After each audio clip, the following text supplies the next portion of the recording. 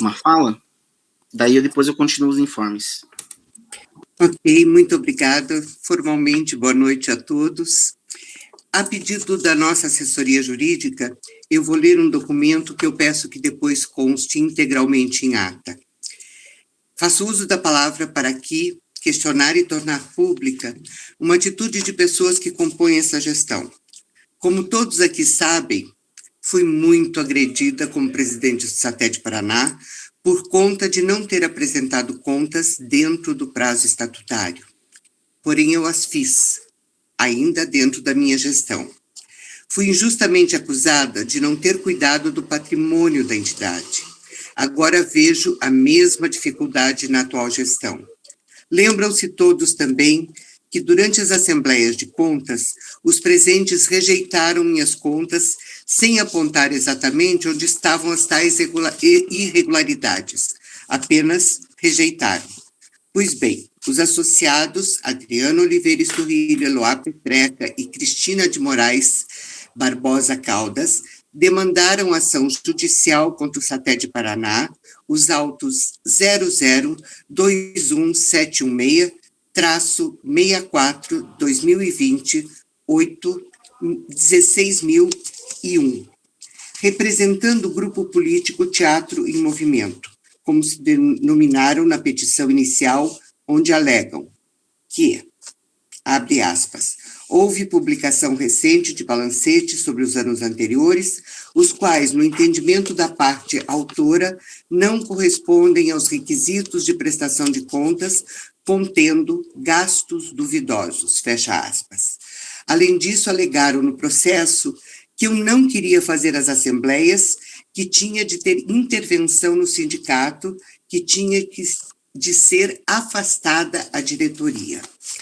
A juíza, em medida cautelar de 14 de outubro, não aceitou todas as alegações desses associados, dizendo, abre aspas, em relação ao pedido de nomeação de administrador provisório pelo prazo de até 90 dias e a determinação de inviolabilidade dos documentos contábeis da entidade, em que pese as alegações da parte de que contas da gestão da atual diretoria, não verifico, no presente momento processual, a plausibilidade do deferimento da medida, visto que a Assembleia Geral ainda está para acontecer e, para o afastamento da atual diretoria, é necessário o devido contraditório e instrução probatória, pois não verifico nos autos documentos que,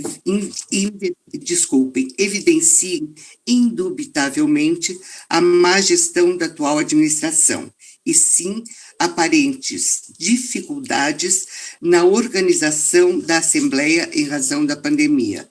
Fecha aspas. Estas são as palavras da juíza. Repito, ela não deferiu os pedidos daqueles que me agrediam, não viu plausibilidade e reconheceu que não era me dado o espaço de defesa e que os documentos apresentados pelo Teatro em Movimento não provaram a má gestão. E ainda sobre as assembleias, reconheceu que tratava-se de aparente dificuldade na organização. Ironicamente ou não, não é? Esta gestão que aí está também teve problemas técnicos, como nós, na sua primeira assembleia. Ironias da vida e da pandemia, não é? Bom, mas ironia maior é saber que essas pessoas que me agrediram ao assumir o sindicato deveriam assumir essa ação contra o próprio sindicato e darem sequência na apuração das tais irregularidades. Qual a minha surpresa em saber que Adriano Oliveira Esturrilho, Eloá Petreca e Cristina de Moraes Lanhes Barbosa Caldas, representando o Teatro em Movimento através dos advogados Rita de Cássia, Lins e Silva, Patrícia Conrad França e Pedro Jamberardino, requereram em petição de 2 de fevereiro deste ano o encerramento do processo.